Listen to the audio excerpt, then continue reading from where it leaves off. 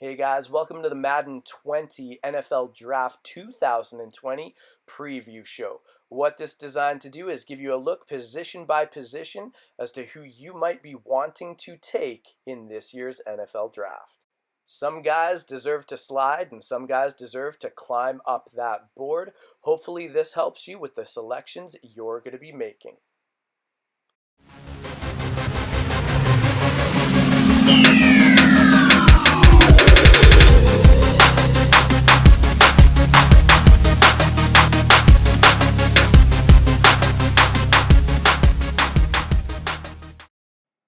Let's start off looking at this 2020 draft class with the quarterbacks.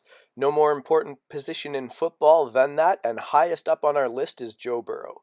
Can make all the throws, above average NFL throw power, and under the right system could definitely flourish to eventually become that X factor quarterback that everybody's looking for. Undersized at 6 feet tall, but can throw the ball to all parts of the field. Someone's definitely going to be taking an early pick on Tua. Slightly better mobility than Joe, and under the right system can definitely develop into a franchise quarterback. Justin Herbert at 6'6" can launch the ball to all parts of the field, and don't underestimate his feet. He's not Lamar Jackson, but you could compare him to, say, a Tyree Jackson at 6'6" with the same level of mobility. Look for him to go at some point in the first round. Maybe not a day one starter, but somebody who'll go pretty early in the draft. Jordan Love, a quarterback with some upside, strong throwing arm, and with you holding the sticks, making the right decisions can develop into a starter one day. Jacob Eason also comes in at 6'6". Lacks the mobility of a Justin Herbert, but can make all the throws.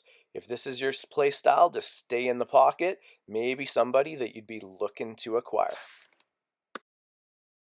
Jalen Hurts is projected to be a late fifth rounder, and I promise you that will not be the case. He possesses the attributes that people are looking for in Madden, and for somebody will be a great project to develop. Maybe not a day one starter, but has proven in his collegiate career a dynamic playmaker at times with a lot of upside. If you're looking for an absolute project scheduled to go undrafted, but running a 4.57 40 is Cole McDonald. Might not have the arm to make all the throws, but will someone take a chance on him? Switching our attention to the halfbacks, DeAndre Swift is the consensus #1 back in the draft. Doesn't mean he's an absolute burner, may not have absolute breakaway speed, but is the complete package. Jonathan Taylor at 226 pounds runs very well, so behind the right line could definitely be one of the breakout rookies next season.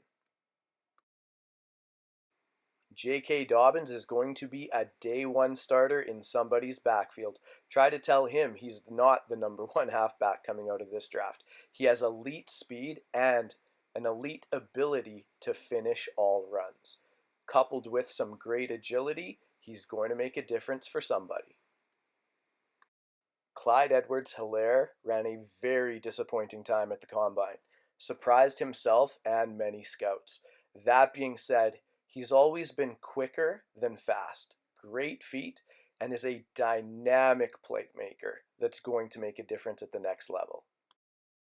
A.J. Dillon, one of those guys who are hard to predict. Projected as a 6th rounder, has great speed for his size and incredible strength.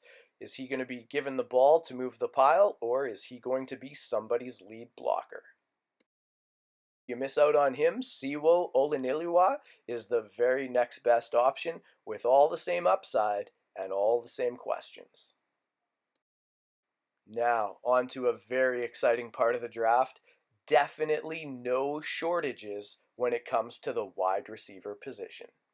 Definitely at the top of most scouts' list would be Jerry Jeudy all by himself.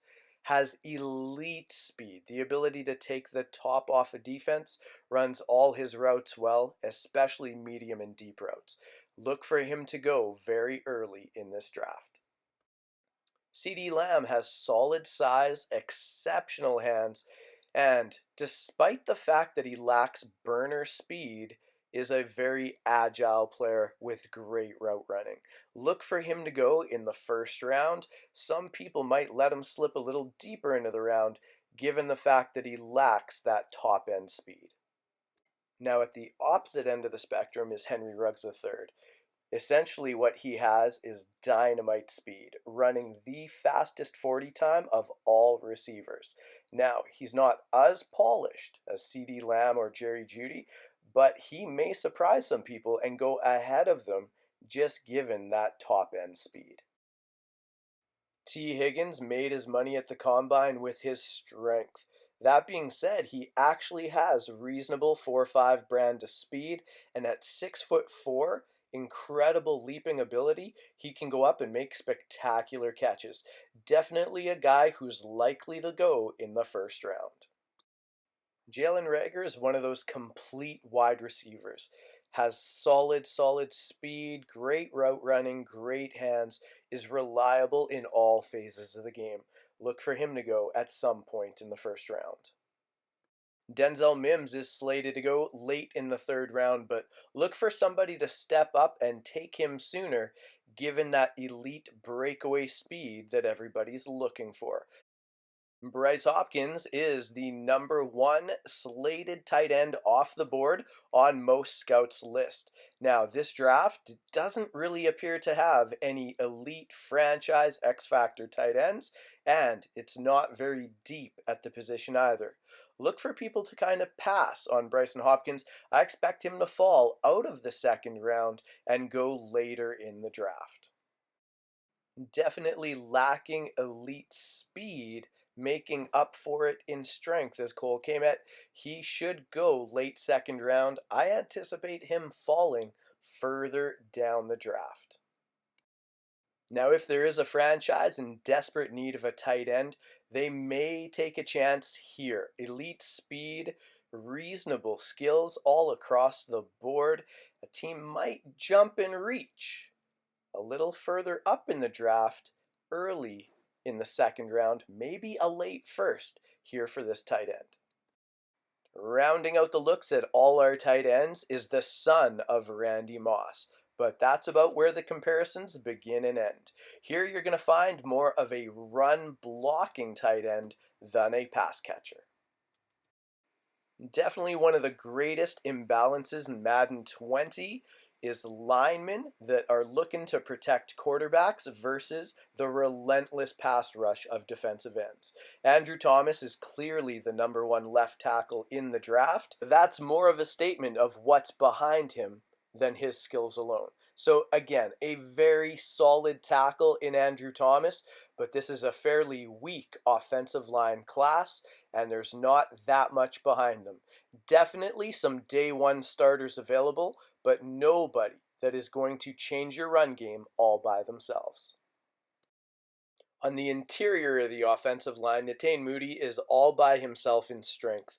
44 reps on bench press, according to our Madden combine. So he definitely has the strength to lead the interior of your offensive line. And if somebody's looking for offensive line help, expect him to go early. In fact, projected as a late second rounder, I could see him going as early as the first round. A nice day one starter for somebody will be Shane Lemieux, slated to go early third round. Expect him to move up in the draft for somebody looking to improve their offensive line. Logan Stenberg, an interior lineman, also has had some impressive pro days along the way. Initially projected as a mid-fifth round starter, expect him to move up on many draft boards.